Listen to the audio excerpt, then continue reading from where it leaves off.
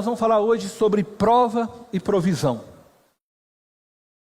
Em nossa jornada de fé, certamente nós seremos levados a bifurcações ou a desertos.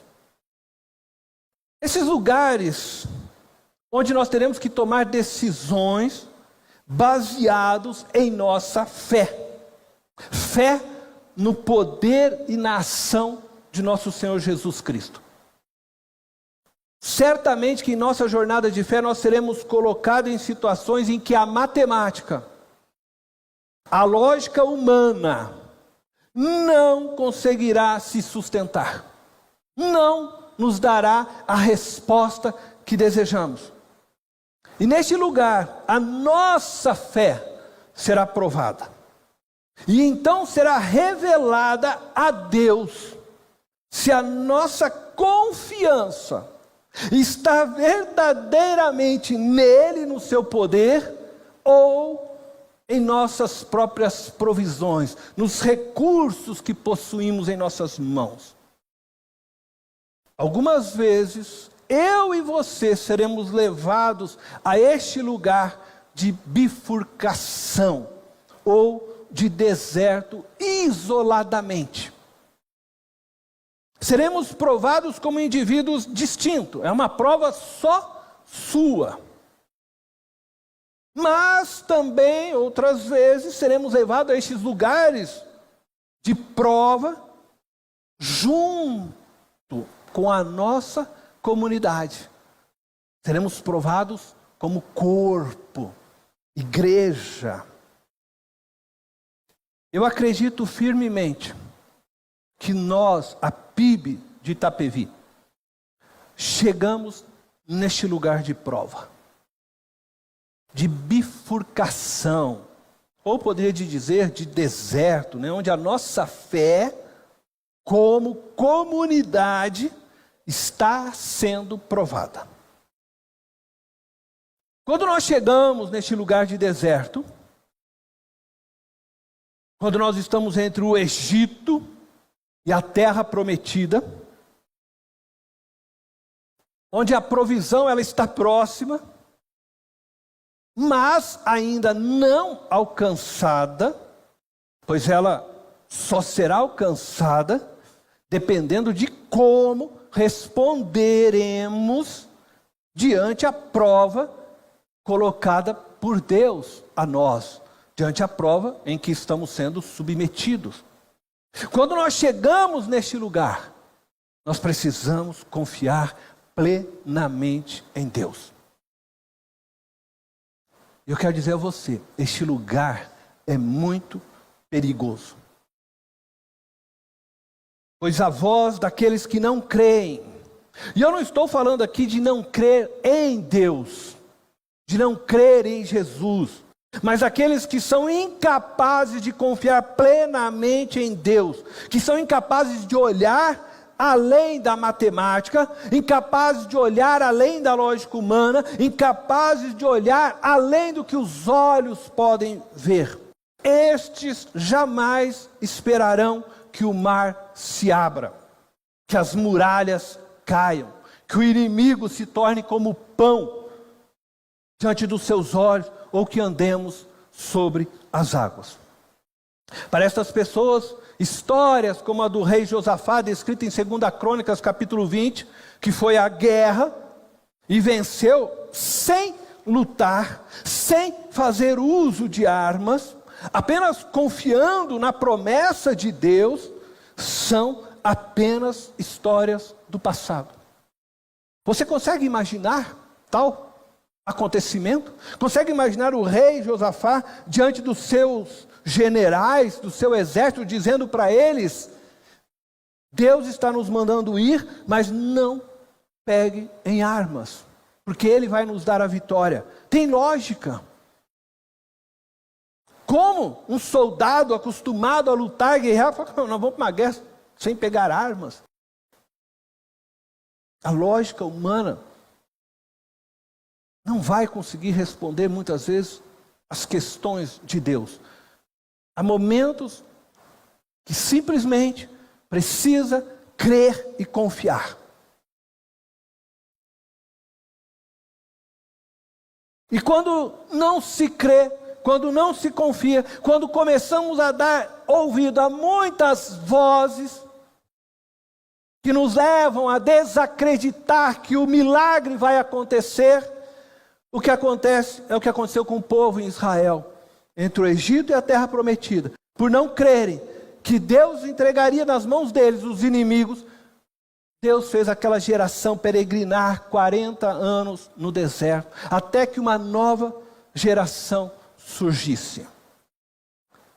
Precisamos hoje avançar com fé, enxergarmos além de nossos olhos, além da matemática, além da nossa lógica humana. E eu não estou falando aqui de agirmos como loucos. Vocês me conhecem os líderes desta igreja. Não estou falando de ser imprudente, mas de agirmos confiantes em Deus e em Jesus, nosso Senhor. Não podemos, em nome da prudência, ficarmos confiados somente no que vemos. A Bíblia nos convida a essa caminhada de fé. E eu quero então refletir em uma passagem bíblica que nos convoca a crermos além do alcance dos nossos olhos, além dos nossos números financeiros, além de nós mesmos, de nossas limitações.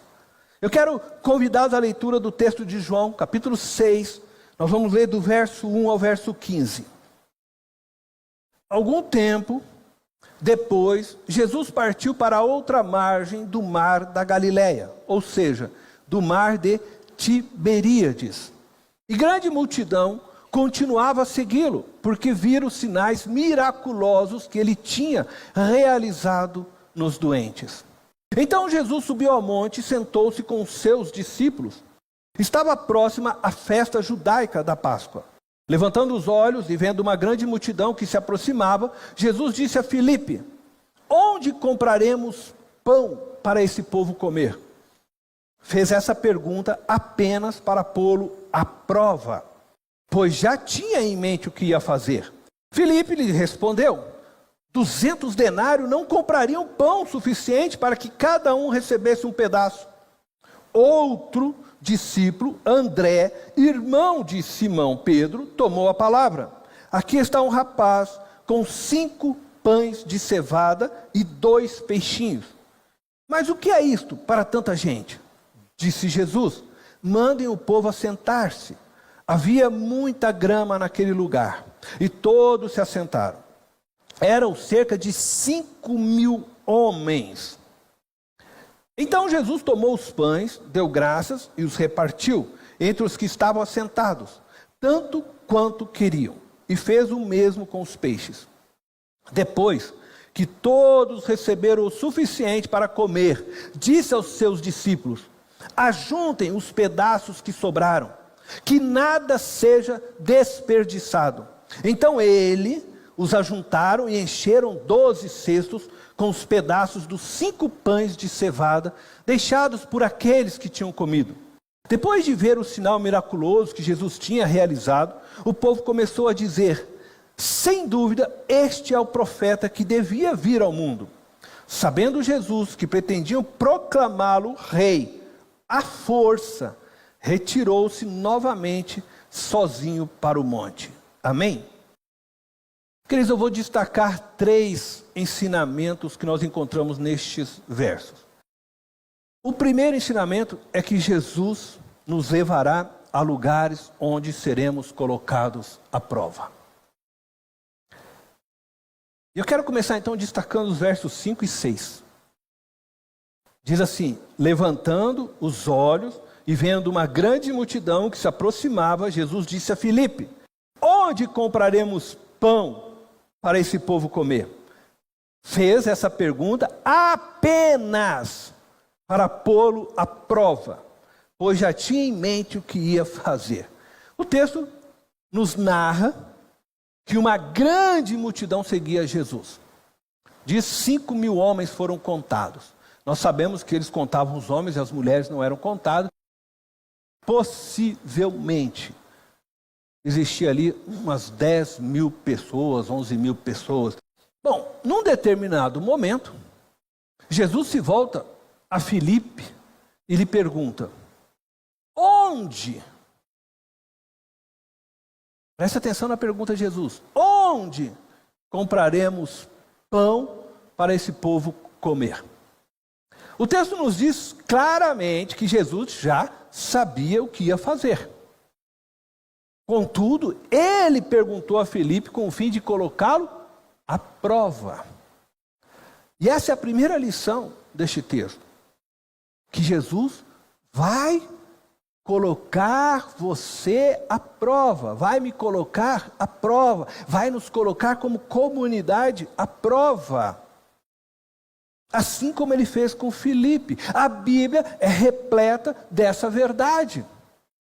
Ela começa contando a história de Adão e Eva, o primeiro casal, e que foram colocados à prova no jardim, no Éden. O que dizermos de Noé, colocado à prova por Deus para construir uma arca, sem que ele sequer conhecesse o que era um dilúvio? Nunca tinha ocorrido um dilúvio. Abraão foi chamado para deixar sua parentela, sua segurança, sua família. Era dali que provinha todo o sustento da sua casa. E Deus diz para ele: saia deste lugar e vai para uma terra que te mostrarei. Sem saber para onde ia, ele foi colocado ali à prova. O mesmo Abraão depois foi colocado à prova novamente, sendo chamado para sacrificar Isaque, seu filho. O que dizer de Moisés, que após libertar o povo do Egito, se vê encurralado entre o exército egípcio e o Mar Vermelho? Eu falei há pouco de Josafá, rei de Judá, que venceu uma guerra sem pegar em armas, colocado à prova. O que dizer dos amigos de Daniel, que foram lançados na fornalha, e do próprio Daniel, lançado na cova dos leões, colocados à prova? O que dizer de Pedro, desafiado a orar por uma mulher que se encontrava morta, Dorcas, colocado à prova a sua fé? E eu poderia continuar citando muitos outros personagens bíblicos que foram colocados à prova: Paulo, Silas. Todos os homens e mulheres de Deus foram colocados à prova em determinados momentos de suas vidas. E certamente não tinham, às vezes, até consciência de que estavam sendo colocados à prova. A questão é: por que Deus nos coloca à prova? E nós vamos encontrar esta resposta em Deuteronômio, capítulo 8, versículo 2. Lembre-se de como o Senhor, o seu Deus, os conduziu por todo o caminho no deserto, durante estes 40 anos, para humilhá-los. Deus os colocou ali para humilhá-los e pô-los à prova, a fim de conhecer suas intenções, se iriam obedecer aos seus mandamentos ou não. Aprendemos aqui que Deus nos coloca à prova para conhecer nossas verdadeiras intenções. Se iremos, de fato, obedecê-lo ou não. Em outras palavras, somos colocados à prova para verificar se a nossa fé produz obras. Isso significa que Deus testa a nossa fé para ver se a nossa fé verdadeiramente é viva. Lembra do que Tiago diz? Que a fé sem obras é morta. Uma fé que não se manifesta de fato e verdade é uma fé morta. Uma fé sem obras é fé sem obediência ao Espírito de Deus. É uma fé sem confiança plena em Deus, em suas palavras. Uma fé sem obras, ela é vã, ela é vazia, ela é inútil. Já diz o próprio escritor do livro de Hebreus: sem fé, ninguém pode agradar a Deus. Quando você está desempregado, a sua fé está sendo colocada à prova. Quando você está doente, a sua fé está sendo colocada à prova. Quando você está sendo perseguido, sua fé está sendo colocada à prova. Quando as suas finanças não são suficientes para o sustento da sua casa, a sua fé está sendo colocada à prova. Em todo o tempo nós somos provados em nossa individualidade, mas há tempo em que somos provados como comunidade. A pergunta de Jesus: onde compraremos pão para este povo comer, ecoa hoje em nossa comunidade. O que o Espírito de Deus está nos perguntando hoje é: onde encontraremos os recursos para a continuidade da obra de Deus nessa casa? Essa pergunta nos leva então ao segundo ponto de nossa reflexão. O segundo ensinamento que nós aprendemos no texto de João 6 é que a provisão vem de Deus. O texto nos deixa claro que Jesus sabia o que ia fazer antes de colocar Filipe à prova, através da pergunta: onde compraremos pão para este povo comer? Jesus já sabia o que ia fazer. Ele estava no controle o tempo todo. Portanto, nós podemos concluir que Jesus sabia que não iria comprar pães algum. Ele não tinha essa intenção de comprar pão para a multidão. Jesus certamente colocou Filipe diante daquela prova, para que ele, Filipe, percebesse que sua fé estava presa apenas ao que podia ver, compreender com a sua lógica humana. A sua fé estava presa ao modelo econômico criado pelos homens, não celestial. O modelo mercadológico de compras e vendas. A resposta de Filipe nos mostra isso. Conforme a gente pode ler, João 6, versículo 7. Filipe lhe respondeu: 200 denários não comprariam pão suficiente para que cada um recebesse um pedaço. Agora preste atenção, por favor. Jesus não perguntou se eles tinham dinheiro para comprar pães suficiente. Não foi essa a pergunta que ele fez para Filipe. Jesus perguntou onde comprariam o pão. Ele não perguntou: temos dinheiro suficiente para comprar pães para essa multidão? Não. Ele perguntou: onde compraremos? O foco da pergunta de Jesus estava no lugar em que buscariam a provisão. Filipe olhou somente para o que tinha na conta bancária, na sacola, se esquecendo de onde vinha a verdadeira provisão. Ele não olhou para o provedor da maneira correta. Ele olhou para o que ele tinha de provisão. Ele não havia percebido, embora andasse com Jesus, que ele, Jesus, não estava preso ao modelo socioeconômico que rege o nosso mundo. O modelo de Jesus é celestial.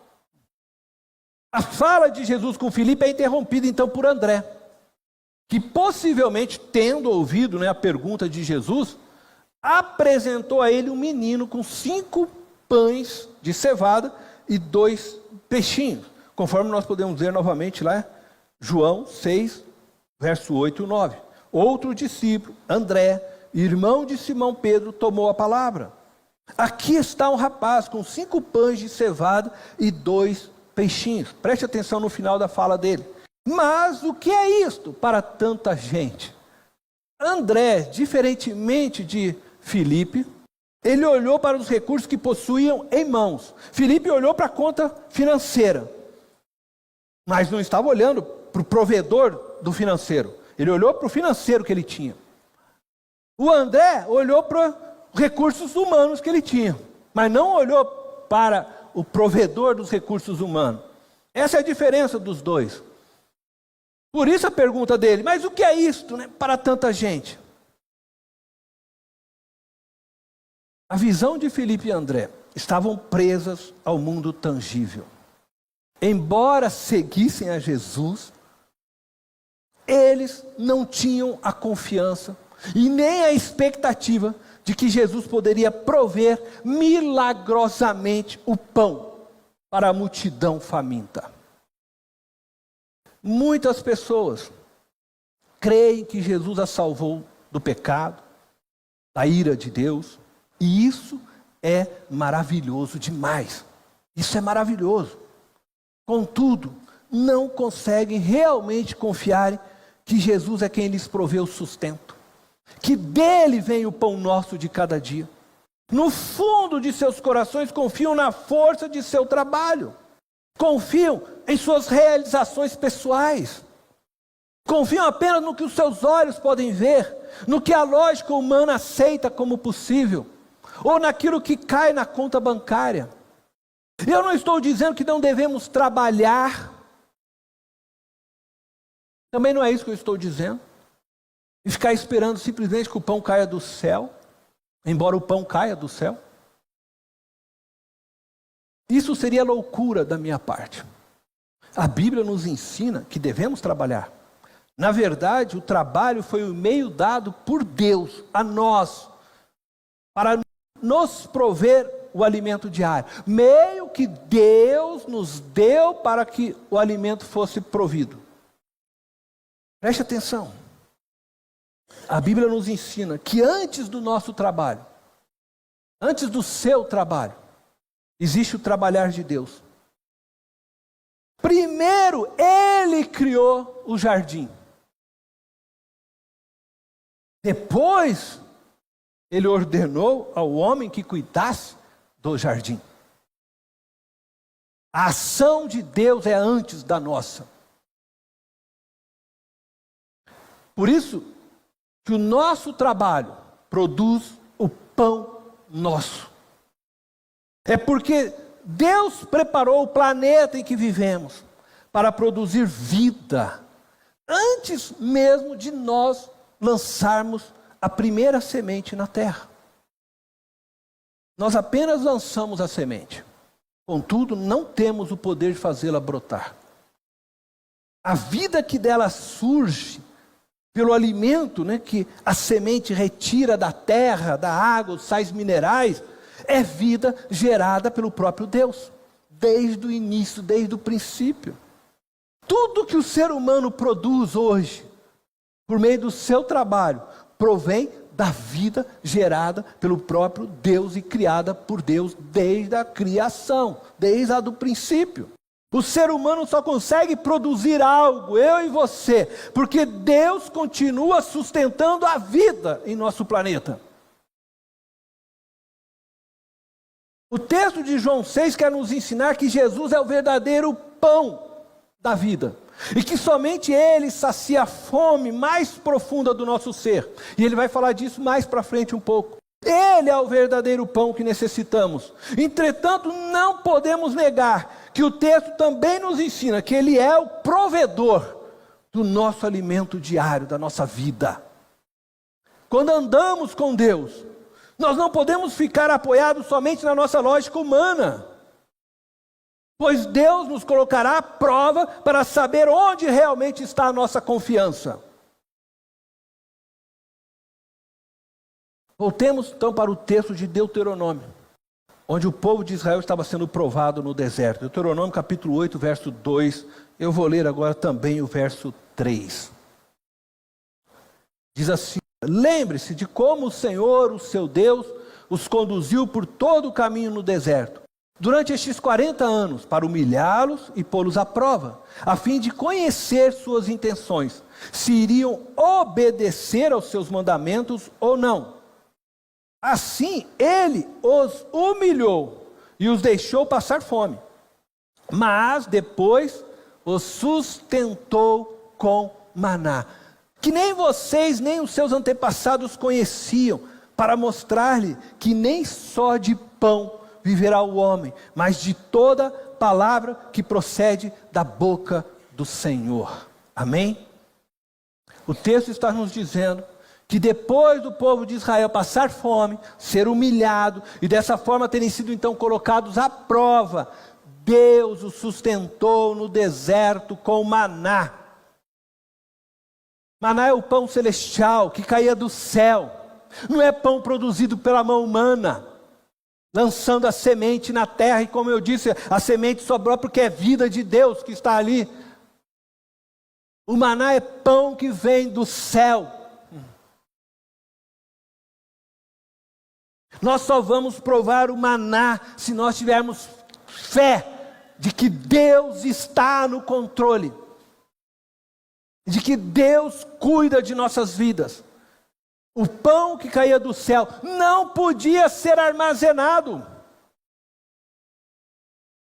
pois Deus lhe daria maná diariamente. E assim estavam aprendendo a confiar na provisão diária de Deus. Quando nós começamos a fazer muita provisão, nós começamos a confiar na nossa provisão. E a gente corre o risco de sermos indagados por Jesus, assim como ele fez com aquele homem, que ao colher na sua terra muitos cereais, ele encheu um celeiro, ele encheu o segundo celeiro, e ele olha e fala: nossa, mas eu tenho tanto ainda. E aí ele diz: o que eu vou fazer? Eu vou construir mais celeiro, vou fazer provisões. E Jesus diz: louco, esta noite pedirão a tua alma. O dom de Deus e o que Deus nos dá é para servir a obra dele. Ele proverá dia após dia o que precisarmos, o que necessitarmos, se confiarmos plenamente nele. Deus nos trouxe até aqui como comunidade. Nos colocou diante de uma situação financeira com o fim de nos ensinar a dependermos inteiramente dele e a confiarmos em sua provisão diária. Nós estamos sendo testados. Este é o melhor lugar que nós podemos estar. Pois se nós olharmos além de nossa lógica humana, se buscarmos em Deus a provisão e não em nossos próprios recursos humanos, experimentaremos o sobrenatural de Deus em nossa igreja, em nossas vidas como comunidade. E graças ao nosso Deus, isso aqui não é um clichê, é uma verdade. Graças ao nosso Deus, e não é a mim, não é ao Décio, não é a nenhum dos líderes dos ministérios. Graças ao nosso Deus, a nossa igreja não deve nada a ninguém. E a liderança dessa igreja, ao longo desses anos, nunca tratou o dinheiro dessa igreja de forma irresponsável. Como eu disse anteriormente, a pergunta de Jesus: onde compraremos pão para este povo comer? Ecoa hoje, agora em nossa comunidade. É hoje. Onde nós encontraremos recursos para a continuidade da obra de Deus nesta casa? Eu acredito que já ficou claro para todos nós que os recursos necessários para a nossa sobrevivência pessoal e também para a nossa sobrevivência como igreja, comunidade, vem de Jesus e somente de Jesus. E a partir dessa certeza de que toda a provisão vem de Jesus, então nós podemos levantar uma nova pergunta: como Jesus provê os recursos necessários para o sustento de nossa igreja local e para o pão que nós necessitamos diariamente em nossas mesas? Eu vou responder esta questão no próximo domingo. Eu quero concluir essa mensagem deixando claro para vocês que caminhar com Jesus é caminhar ciente de que em algum momento de nossas vidas, da sua vida, da minha vida, seremos colocados à prova. Às vezes individualmente. De forma muito pessoal, Deus vai nos colocar à prova. E às vezes, como hoje, estamos vivendo em comunidade. E neste momento, lembre-se, Jesus é o seu provedor. Olha para Jesus. Ele é a resposta de qualquer prova que você possa estar enfrentando hoje. E para nós também como igreja, comunidade. O dia de sermos provados como comunidade chegou. E eu peço a você neste momento de prova, que não se esqueça, o mar pode se abrir. quando o Senhor desejar. As muralhas podem cair. O pão pode se multiplicar. Eu te peço, não se apoie apenas naquilo que é tangível, que os teus olhos veem. Permita hoje a você crer além do que os teus olhos veem, além do que os números dizem, além do que a palavra do médico diz, além da lógica humana. Permita você crer que Deus é Deus. Nosso Deus não está preso a leis naturais. Ele está acima de tudo isso. É Deus. Ouça a voz do Espírito que vos fala nesta manhã. Não dê ouvidos à voz do inimigo. Não dê ouvido às muitas vozes que só conseguem ver gigantes, problemas. Muitos morreram no deserto, porque ouviram as vozes da multidão e não do líder. Não seja como Filipe e André, que olharam somente para o que podiam ver, e não para o que Jesus poderia realizar. O próprio Deus estava encarnado diante deles. Eles não conseguiram olhar além. Creia no impossível. Creia no impossível. Deus é Deus do impossível. E Ele fará o impossível por você. Ele fará o impossível em seu meio. Ele fará o impossível na sua vida. Ele fará o impossível na nossa comunidade. Porque Ele é o Deus deste lugar e não nós. Eu quero convidar você a fechar os olhos.